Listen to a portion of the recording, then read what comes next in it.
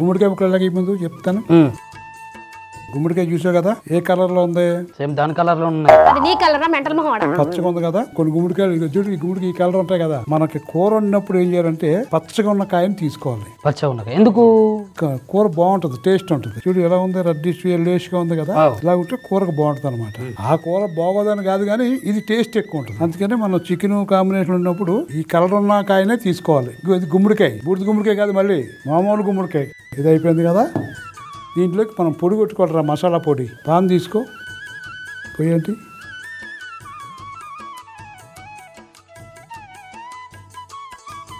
మసాలా సామాన్లకి ఎండు కొబ్బరి, శనగపప్పు, ధనియాలు, ఎండుమిరపకాయలు,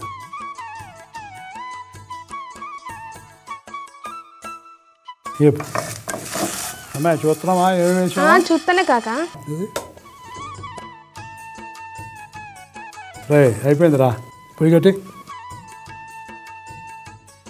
నువ్వు వెళ్ళి దీన్ని చక్కగా పొడి కొట్టుకురా. ఆ గిన్నె తీసుకోమో ఒకసారి. రెండోది పెట్టమ్మా, గిన్నె పెట్టు. అక్కడ పెట్టు. జరిగా కళ్ళు కనిపిస్తలే. ఇప్పుడు ఇందులో ఆయిల్ పోద్దామమ్మా.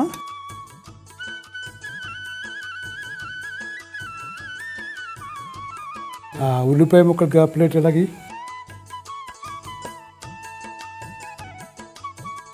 జరా కాగింది కదా. ఇప్పుడు ఇందులో ఆవాలు, అలాగే జీలకర్ర, ఇందులోనే పచ్చిమిర్చి, కరివేపాకు, ఇగో ఉల్లిపాయ ముక్కలు,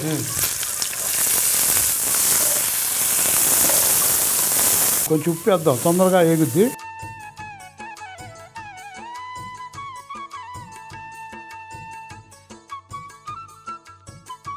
పసుపు వేయమ్మా,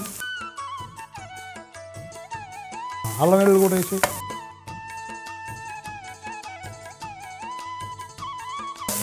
నీళ్ళు పోయి,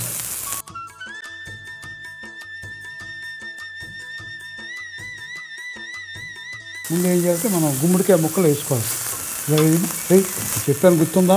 పచ్చగా ఉన్న కాయ తీసుకోవాలని కూరకే, అది మర్చిపోకూడదు. గుమ్మడికాయ కాయగూరతో చేసినప్పుడు మా టౌన్లో 65 రోస్ట్లు ఇవి ఎక్కువ, కాయగూరల కాంబినేషన్ ఎక్కువ పల్లెటూరులో చేసుకుంటాం. నీకే చెప్పేది మంచిగా గుమ్మడికాయనట మార్కెట్లోకి పోకూడదు, ఉనకపోయింది అనుకో దమా ఖరాబ్ అయిపోతుంది. కోపం తెప్పియకంటానా.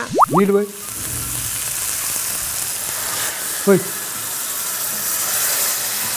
చాలు మూత పెట్టి ఒక 10 నిమిషాలు ఉంటే గుమ్మడికాయ అంతా బాగా ఉడికిపోయి పేస్ట్ కింద అయిపోద్దిరా. రే మూర్తి, నాకు ఒక డౌట్ వచ్చింది. ఇప్పుడు గుమ్మడికాయలు ఉన్నాయి కదా, కోసినావు కదా, పొట్టుతోటి ఏంటి కోసినావు నువ్వు? తొక్కతోటి తింటేనే గుమ్మడికాయ టేస్ట్ వస్తుందిరా. బలం అంతా ఆ పైన తొక్కలోనే ఉంటుంది. అంటే నీ డౌట్ ఏంటంటే ఇప్పుడు ఆనపకాయ తొక్క చెక్కేసి ఉంటారు కదా, ఇది అలాగే ఎంచుకోవాలి డౌట్.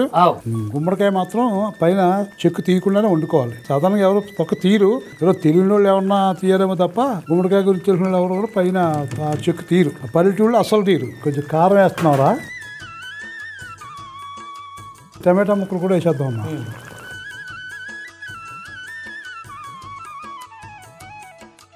వేసాం కదా. ఇప్పుడు ఒక 2 నిమిషాలు ఈ టమాటా బాగా మెత్తగా అవ్వాలంటే మగ్గాలి, బాగా ఉడకాల. మూతటి రే మూతి. టమాటా కూడా బాగా మగ్గిందమ్మా, బాగా మగ్గిపోయింది. ఇప్పుడు ఆ చికెన్ వేయరు ఇందులో.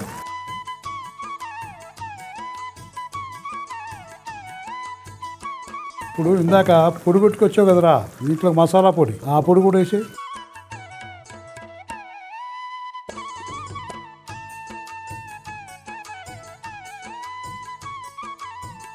ఇప్పుడు కలిపాం కదరా.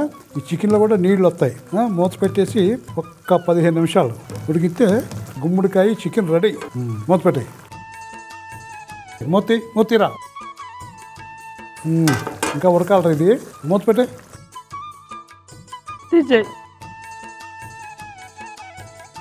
రైట్. తీసేద్దాం. ముందు గుమ్మడికాయ చికెన్ చేద్దాం.